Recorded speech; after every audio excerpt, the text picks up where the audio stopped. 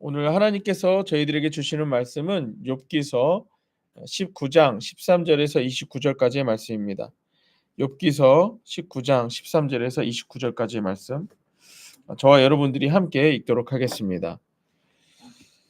나의 형제들이 나를 멀리 떠나게 하시니 나를 아는 모든 사람이 내게 낯선 사람이 되었구나.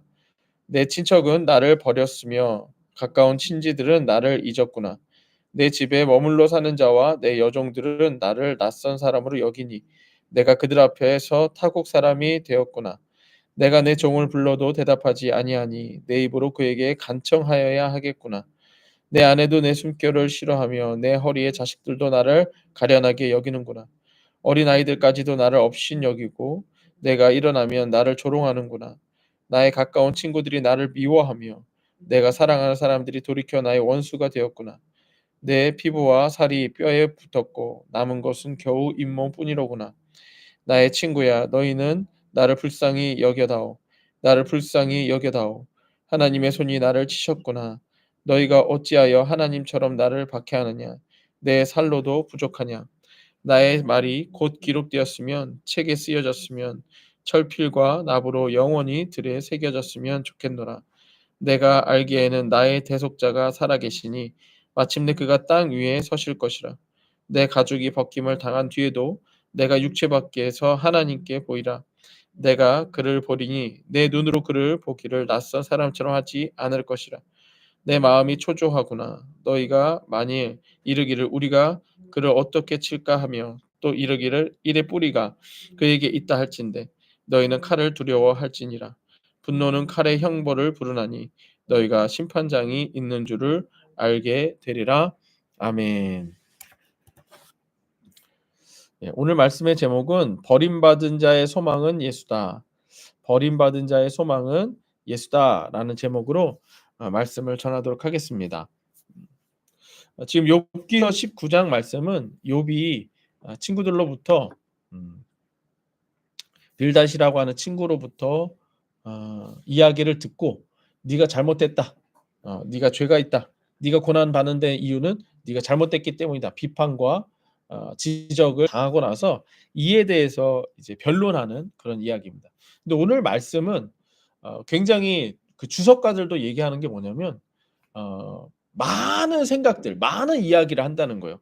먼저 13절에서 20절까지 말씀에서는 계속 욥이 나는 버림받았다. 사람들이 나를 무시하다. 날 더 이상 알아보려고 하지 않는다. 이런 얘기를 하다가 또 갑자기 나를 불쌍히 여겨다. 이렇게 얘기하다가도 또다시 하나님, 당신은 나를 버리지 않습니다. 난 당신을 기다립니다. 예, 뭐 이런 이야기를 한다라는 거예요. 오늘 말씀은 욥의 많은 생각들이 혼재되어 있다라는 거예요. 혼재라고 하는 뜻은 섞여 있다, 엉켜 있다 이런 뜻이에요. 그러니까 우리가 고난의 때에요. 얼마나 많은 생각들을 합니까? 그렇죠? 이런 생각, 저런 생각, 이렇게 해야 되나, 저렇게 해야 되나, 이 사람한테 말해야 되나, 저 사람한테 말해야 되나, 말을 하지 말아야 되나, 이런 기도를 해야 되나, 저런 기도를 해야 되나, 뭘 해야 되나. 많은 생각들이 혼재되어 있다라는 거예요. 그런데 오늘 말씀에서 정말 욥이 정말 한 가닥 그 하나님을 찾는 구절이 한 구절이 있어요. 그게 뭐냐 25절이에요. 내가 알기에는 나의 대속자가 살아계시니 마침내 그가 땅 위에 서실 것이라. 예. 주석가들이요. 이게 지금 본문 안에서 갑자기 이 말이 툭 튀어나온 게 어울리지 않는다는 거예요. 이게 왜 갑자기 튀어나왔을까? 어떻게 이렇게 힘들고 어려운 상황에서 갑자기 이 말이 어떻게 튀어나왔을까? 예. 그래서 저는 이것을 갖다가 소망이라고 얘기하고 은혜라고 이야기하는 것입니다. 오늘 말씀의 제목처럼 버림받은 자의 소망은 오직 예수입니다. 그리고 하나님께서는 실제로 우리에게 이 예수 그리스도를 고난 가운데에서 혼재되어 있는 생각 가운데서 알려주신다는 거예요. 오늘 말씀은 욥의 많은 생각들이 혼재되어 있습니다. 버림받은 자신의 처지를 한탄하다가 자신의 불쌍함을 주장하다가 하나님께서 자신을 변호해 주실 것을 소망하는 것들이 많은 생각들이 섞이고 엉켜 있어요. 욥의 이러한 고난은 모습은 고난을 겪는 대부분의 인간들에게 나타나는 현상입니다. 하지만 이렇게 혼재되어 있는 생각들 속에 우리는 하나님을 향한 소망을 붙잡아야 된다는 거예요. 하나님께서는 이렇게 막 혼재되어 있는 우리 생각 속에 하나님을 향한 생각을 아주 희미하게라도 탁 넣어 주신다는 거예요. 그럼 그때 그걸 붙잡으라는 거예요. 너무 많은 생각 붙잡지 말고 예. 그리고 기도하다가도 우리가 때로는 막 정말 방언할 때는 내가 무슨 말 하는지도 모르다가 예수 내 구주도 아이고 뭐 시키니까 할 때 이럴 때도 있죠. 하지만 그때 막 하다가 갑자기 하나님이 생각을 하나를 희미하게라도 톡 주실 때가 있어요. 그럼 그걸 붙잡으라는 거예요. 그걸 붙잡고 그 대신 그 붙잡은 말씀이 하나님의 말씀과 맞아떨어져야 돼요. 예. 전에 뭐 어떤 분이 그랬다고 그랬죠? 자기가 이사를 언제 가야 될지 모르고 기도하고 있는데 성경을 펼치니까 갑자기 예 사도 바울이 어 "선교를 갔더라." 이런 말씀 보고 나서 이날이 가는 날인가 보다. 그건 인제 점 보는 거고요. 그렇게 보면 안 되고 하나님의 말씀과 맞아떨어지게 보셔야 됩니다. 어쨌든 이렇게 혼재되어 있는 생각들 속에 우리는 하나님을 향한 소망을 붙잡아야 됩니다. 한탄도 하고 불쌍함을 주장한 가운데서도 욥은 하나님께서 자신의 대속자라고 표현하고 있어요. 25 절에서. 자신의 편이 되어 주실 것이라고 주장하고 있어요. 그리고 욥 자신을 비판하고 지적했던 친구들이 형벌을 받을 것이라고 말하고 있습니다.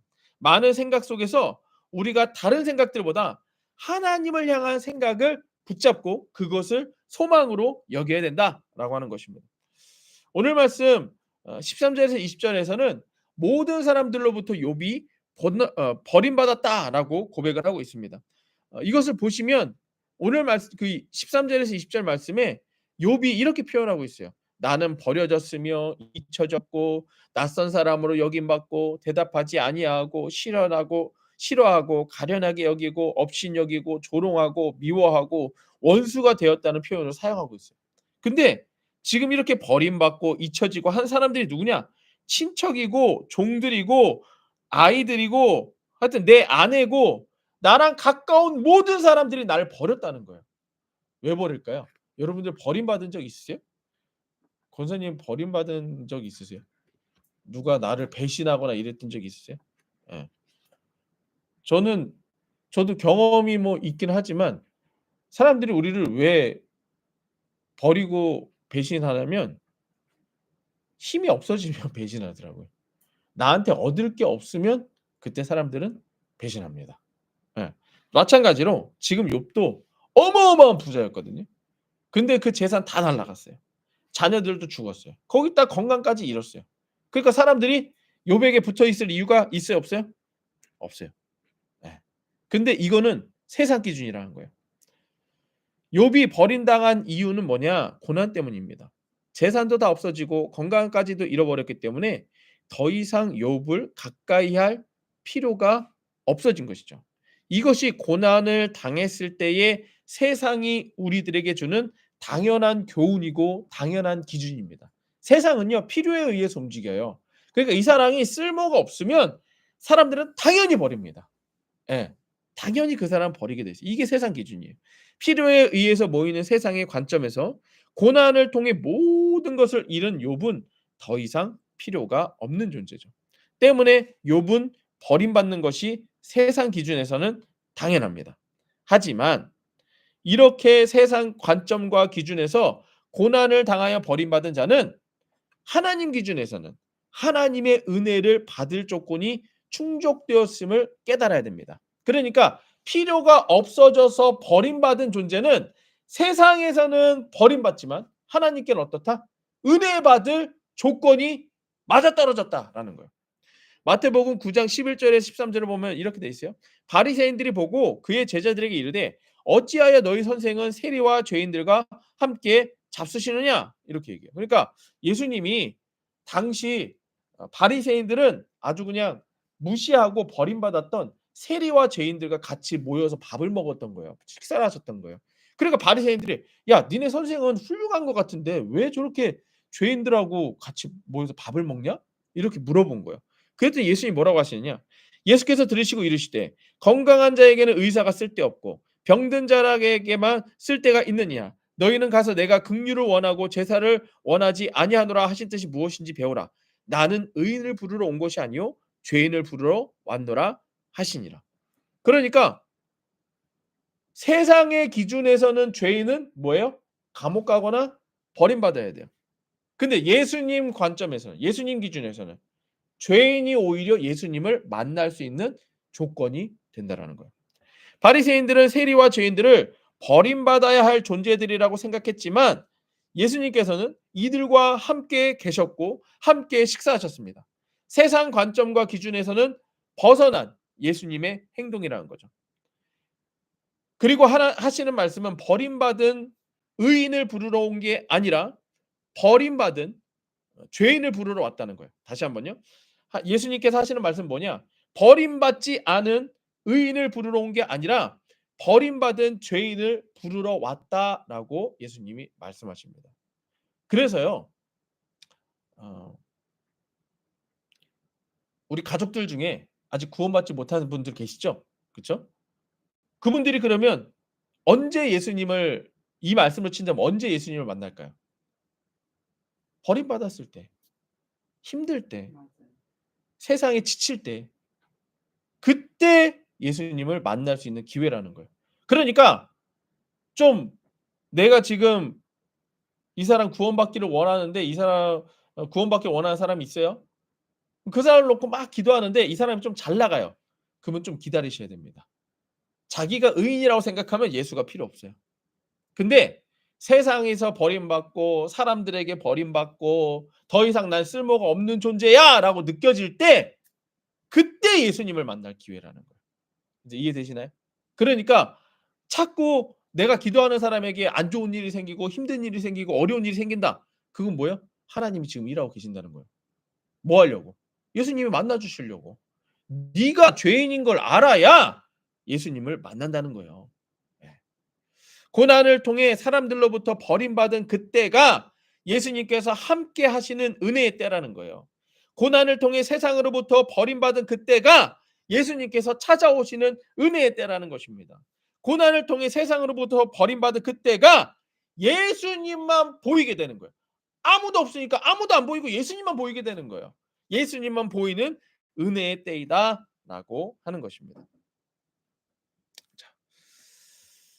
버림받은 자의 소망은 예수다. 두 번째는 무엇이냐면 세상에서 위로받으려고 하지 말라는 거예요. 오늘 말씀 21절 22절입니다. 욥이 친구들한테 이렇게 얘기해요. 나의 친구야 너희는 나를 불쌍히 여겨다오. 나를 불쌍히 여겨다오. 하나님의 손이 나를 치셨구나. 너희가 어찌하여 하나님처럼 나를 박해하느냐. 내 살로도 부족하냐. 이렇게 얘기해요. 그러니까 욥이 지금 너무 힘들고 이제는 막 논쟁하는 것도 힘드니까 "야 친구들아 니네 나 위로하러 왔잖아. 그러니까 나 좀 불쌍히 여겨다오. 불쌍히 여겨다오." 이렇게 위로를 구합니다. 근데 우리 어제 말씀 또 그저께 말씀 이번 주 말씀 보셔서 알겠지만 욥의 친구들이 욥을 위로합니까? 못합니까? 못해요. 위로하러 왔는데 말로만 위로하고 정작 위로가 안 되는 거죠. 예. 이런 상태에서 욥한테 위로를 욥이 친구들한테 위로를 구해 봐야 위로 받겠어요? 못 받는 거예요. 욥의 친구들에게 욥은 친구들에게 자신을 불쌍히 여겨 달라고 위로를 구하지만 세상의 방식은 불쌍한 자들을 돕기보다는 무시한다라고 하는 것을 여러분들이 기억하셔야 됩니다. 지금도 친구들이 욥에 대해서 위로하고 있지만 왜 위로하는 말을 한다고 생각하세요? 세상 사람들이 우리들에게 위로하지만 왜 위로한다고 생각하세요? 그게 정작 나를 위로하려는 게 목적이 아니에요. "난 널 위로하는 너보다 높은 존재야. 난 이렇게 착한 사람이야." 이걸 나타내려는 게 세상입니다. 이걸 우리가 조심해야 돼요. 예수 믿는 우리가 이걸 조심해야 돼요. 우리가 예수를 전한다고 하면서 "나는 의인이고 너는 죄인이니까 너 예수 만나야 돼." 만약에 이걸로 다가간다면 절대 그 사람에게 예수 전할 수 없습니다. 이해되세요? 이게 교만이에요. 이게 그리스도인들의 교만이에요. 예. 세상의 방식은 불쌍한 사람들을 돕기보다 무시합니다. 그게 우리가 될 수도 있다라는 거예요. "야 세상에 너는 예수도 모르잖아." 이렇게 될 수도 있다라는 얘기예요. 오히려 진짜 그 사람은 불쌍히 여기게 된다. 욥이 이렇게 나를 불쌍히 여겨 달라고 했는데 뒷부분에서 이렇게 얘기하죠. 22절. "너희가 어찌하여 하나님처럼 나를 박해하느냐 내 살라도 부족하냐." 이렇게 얘기해요. 그러니까 "나 긍휼히 여겨 줘. 불쌍히 여겨 줘." 얘기했는데 "내 살로도 부족하냐." 이렇게 얘기해요. "내 살로도 부족하냐"는 맹수에 비유한 의미입니다. 뭐냐? 맹수가 먹잇감을 포획하여 갈갈이 뜯어먹는 장면을 연상하게 하는 거예요. 뭐예요?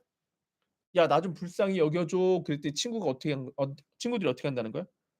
뜯어 먹으려고 달려든다는 거야. 뜯어 먹으려고 달려든다. 그쵸. 딱 세상 기준이죠. 여러분들. 세상에 도움 요구하잖아요. 뜯어 먹으려고 예 달려든다고 합니다.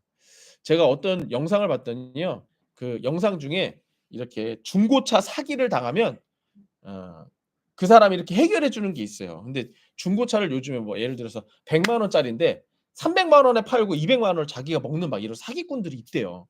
근데 어느 아주머니가 자기가 1억 이라고 하는 돈을 이제 빚을 져 갖고서는 그걸 갚으려고 어서 얘기를 들으니까 자동차 대출을 얻으면 뭐 이거를 갖다가 대출을 갚을 수 있다 생각을 해 갖고서는 간 거예요. 누구한테 소개받아 갖고 간 거예요. 근데 막 이래저래 해 갖고서는 사기를 당한 거예요. 그래 갖고서는 왔어요. 그 사람을 찾아왔어요. 이렇게 중고차 그 잡아 주는 사람을 찾아왔어요. 그러니까 이 사람이 가만히 듣고 있다가 욕을 하더라고요. "야 이거 진짜 나쁜 놈들이네." 이러더라고요. 근데 왜 봤더니요. 이 아주머니가 첫 번째 사람한테 가서 사기를 당했는데 A라고 하는 사기꾼이 B를 소개시켜 준 거예요. 그 B한테 갔더니 B가 또 헤쳐 먹었어요. C라고 하는 애가 또 헤쳐 먹었어요. 그러니까 한 사람한테 당한 게 아니라 여러 명한테 당한 거예요. 왜 그럴까요? 이 여자가 이 아주머니가 "나 좀 불쌍히 여겨서 나 대출 좀 해 주세요." 이렇게 다가가니까 어떻게 한 거예요? 뜯어먹은 거예요. 이게 세상 방법입니다. 예. 불쌍해 보이거나 위로를 구하면 세상은 무시하고 더욱 공격한다라는 것을 잊어서는 안 됩니다. 세상에 위로받으려 해서 당장은 위로받는 것 같지만 결국에는 먹히는 것이 세상 방법입니다. 그래서 마지막 세 번째는 무엇이냐? 버림받은 자의 소망은 예수라는 거예요. 그러니까 우리가 고난을 통해서 버림받았을 때 사람 찾아가지 말라는 거예요. 고난을 통해서 우리가 어려움을 당했을 때 사람 찾아가지 말라는 거예요. 결국에는 그게 처음에는 좋아 보이지만 그게 언젠가는 세상 방식으로 우리들에게 배신으로 돌아오거나 우리를 서운하게 하거나 그렇게 돌아온다는 거예요. 그래서 버림받은 자의 소망은 오직 예수밖에 없다라고 하는 것입니다. 오늘 말씀 23 절에서 29 절을 보면 욥은 혼재되어 있고 엉켜 있는 생각들 속에서도 하나님을 향한 소망을 잊지 않습니다. 23절 보세요. 나의 말이 곧 기록되었으면 책으로 쓰여졌으면 철필과 납으로 영원히 돌에 새겨졌으면 좋겠노라라고 하고 나서 25 절에 이렇게 얘기해요. 내가 알기에는 나의 대속자가 살아계시니 마침내 그가 땅 위에 서실 것이라. 갑자기 다 날 버렸어. 날 불쌍히 여겨줘. 그런데도 니들은 날 배신했어. 나는 이러해 저러해 말하다가 갑자기 하나님이 나의 대속자라고 하는 말을 한다라는 거예요. 욥은 예수님을 알지는 못했지만 예수를 알고 있는 이 말씀을 읽고 있는 우리는 이 대속자라고 하는 단어가 누구를 연상케 하는 거예요? 예수님을 연상케 하죠. 그렇죠? 예. 욥은 몰랐을 거예요. 왜? 이건 구약 말씀이니까. 대속자, 구속자는 구속하다, 친족으로부터 행동하다라고 하는 의미를 가지고 있습니다. 여러분들 오늘 그 큐티체에 어 276 페이지 맨 밑에 보면 이렇게 돼 있어요. 대속자, 기업을 물을 자, 값을 치르고 회복시켜 줄 법적인 책임이 있는 자, 구약에서 대속을 타살당한 친척을 위해 대신 복수하거나 가난하여 어려움에 처한 친족의 기업을 물으는 의무를 수행하는 것, 또는 친족이 자식이 없어 죽을 경우 그를 미망인과 결혼하여 후사를 얻을 행위를 통한 관련된 표현이다. 그러니까 뭐라는 거예요, 구속자가? 나의 친족이라는 거예요. 예. 결국에는 예. 우리 권사님하고 우리 김옥금님 저보다 훨씬 많이 살아보셔서 알지만 끝내 제 곁에 남는 건 누구밖에 없어요? 가족밖에 없죠. 다 배신합니다. 다 헤어집니다. 근데 가족밖에 없는 거죠. 근데 이 대속자라고 하는 단어가 바로 그 가족으로서 날 도와줄 자라고 하는 표현이라는 거예요. 근데 지금 이걸 누구로 표현하고 있어요? 하나님, 예수님이라는 거예요. 그러니까 세상은 내가 고난 당하면 다 버리고 오히려 날 위로해 달라고 하면 나를 이용해 먹고 뜯어 먹고 하지만 오직 예수님만이 진짜 나의 친족, 가족처럼 아니 가족이 되어서 나를 도와주실 유일한 분이라는 거예요. 모두가 욥을 버렸지만 친족처럼 욥을 변호해 주실 하나님을 기다리는 고백을 지금 욥이 하고 있다라는 거예요. 그럼 여러분들 이게 지금 가능한가요? 여러분 너무 정신없을 때 예? 하나님을 갑자기 생각할 수 있나요? 예. 너무 힘들지만 그렇게 갑자기 생각날 때가 있죠. 근데 욥은 모르겠지만 우리한테는 이 이유를 예수님께서 설명해 주셨어요. 또한 오늘 그 25절 말씀에서 이렇게 써 있어요. 그 대속자가 어떻게 할 거냐면 "서실 것이다." 이렇게 표현하고 있어요. 이 "서신다"라고 하는 표현이 법정에서 누군가를 변호하기 위해 일어나는 것. 욥은 장차 하나님께서 자신을 변호해 주실 것을 위해서 일어서실 것을 소망하고 있더라고요. 그러니까 그냥 하나님이 나를 가족처럼 도와주실 분 정도가 아니라 당당하게 나와서 얘기한다는 거예요. 누가 우리 욥을 괴롭혔어? 감히 누가 우리 욥을 이용해 먹었어? 이렇게 당당하게 나온다는 거예요. 우리가 고난 당해서 세상에 버림받았을 때 예수님이 우리에게 나타나셔서 일어서셔서 누가 우리 재만이를 건드렸어? 이렇게 말씀하신다는 거예요. 힘이 되지 않나요? 여러분들 힘이 되지 않으세요? 예. 저는 진짜로 예. 예. 어떤 때는 그 저도 뭐 여러분들도 많이 인제 어려움을 겪기도 하셨겠지만 왜 이런 게 있어요. 보이는 게 제가 이제 이 우리 교회가 세상에서 보기엔 작잖아요. 그래서 작아서 우리 교회 이야기를 막 하잖아요. 그러면 좀 어떤 사람들이 이렇게 쳐다봐요. '나한테 지금 도움 받으려고 저 얘기하나?' 이런 눈으로 쳐다볼 때가 있어요. 왜 그럴까요? 제가 작은 교회 목사니까. 당연한 거예요 그게. 당연한 거예요. 그러면은 대충 얘기 끝내요.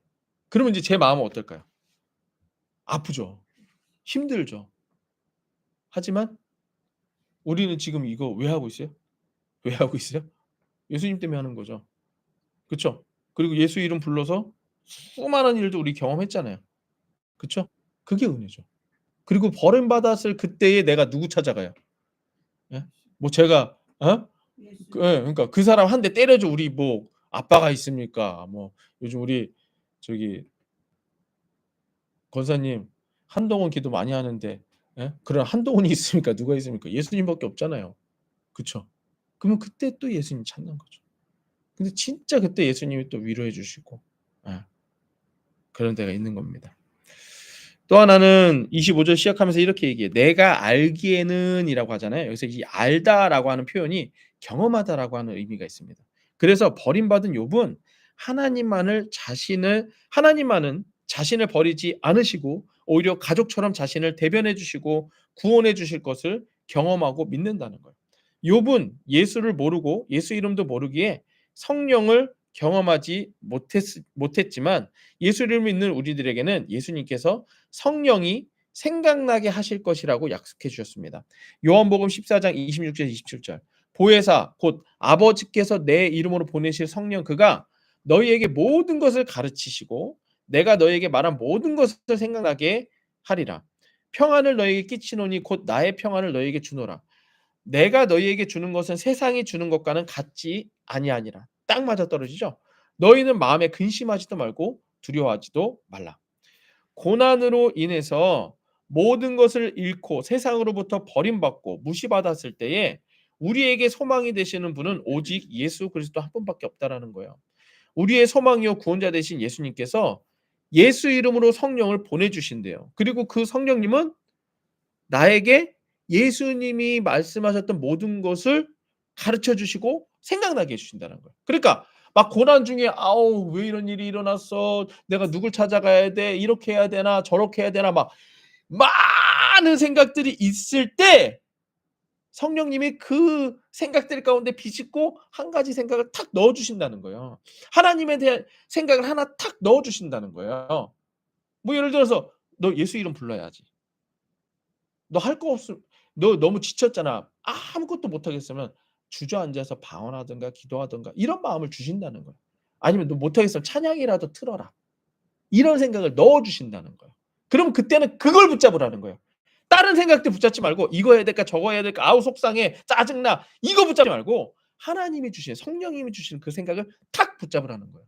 예. 그러면 어떻게 되느냐? 고난 중에 너무 많은 생각들이 혼재되어 있는 상태에서 성령이 주시는 예수님의 생각이 탁 나죠. 희미하게라도 탁 나죠. 그럼 내가 그걸 붙잡았어요. 예를 들어서 예수 내 구주. 오케이. 그럼 내가 예수 내 구주 해야지 했잖아요. 그러면 예수 이름으로 성령이 임하신다고 그랬죠. 그러니까 생각 주셨고 예수 내 구주 생각 말했는데 말한 게 또 성령의 임재가 또 임하는 거죠. 임하면 또 예수 내 구주 하는 거죠. 그러면 또 성령 임하는 거죠. 그러면서 뭐가 어떤 게 일어날까요? 지금까지 내가 생각했던 쓸데없는 생각들이 하나 없어져 가는 거예요. 뭐만 남아요 그러면? 예수 내 구주만 남는 거예요. 이해돼요? 그러니까 여기서 지금 27절에 뭐라고 돼 있어요?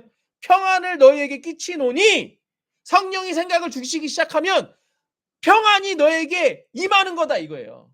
평안을 너에게 주노라. 너희 마음에 주는 것은 세상이 주는 것과 같지 세상이 주는 것과 같지 않다는 게 뭐예요? 세상은요 생각하면 생각할수록 아주 그냥 복잡하기만 하다니까요. 더 근심만 늘어나요. 근데 어떻게 된대? 평안을 주면 어떻게 된다고요? 마음의 근심도 없어지고 두려움도 사라진다라는 거예요. 이제 이해돼요? 그러니까 너무 많은 생각 속에 뭘 붙잡아라? 성령이 주시는 그 생각 하나 탁 붙잡아라. 아무리 정신없어도 분명히 성령이 주시는 생각이 있다. 그걸 붙잡아라라고 하는 거예요. 성령이 생각나게 하시고 예수 이름을 부르고 예수 이름을 불렀기에 성령께서 다시 역사하시고 다시 생각나게 하시고 예수 이름을 다시 부르는 일을 반복함으로써 내 삶이 성령님께 지배를 받게 된다라는 거예요. 그러면 나를 지배했던 근심, 나를 지배했던 두려움이 사라지게 되는 겁니다. 이해되세요? 그리고 평안함이 임하는 거예요. 그리고 세상이 주지 못하는 평안이 우리에게 임하게 되고 근심과 두려움이 떠나가게 되는 것입니다. 예수 내 구주. 기도하겠습니다.